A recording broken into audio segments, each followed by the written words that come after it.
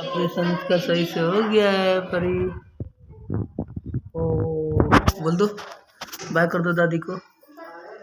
Bye bye बेटी, दादी को कर रहे हो बाय तुम।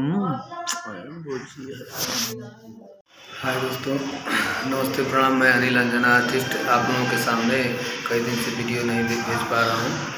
तो अभी मैं बनारस में मामूरगंज में जीएस मेमोरियल हॉस्पिटल में हूँ और बच्ची का तालु का ऑपरेशन है, जो वीडियो आप लोग सामने वीडियो में देखेंगे।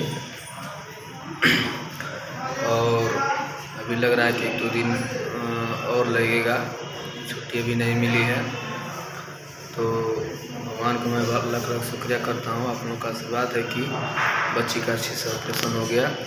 यहाँ किसी भी बच्ची का अगर ओठ या बच्चे का ओठ या तालु कटा हो तो यहाँ निःशुल्क इलाज होता है और ओठ का सर्जरी होता है और जले कटे का सर्जरी होता है। तो कृपया यहाँ आए और अपने बच्चों का सर्जरी करवाएं। धन्यवाद।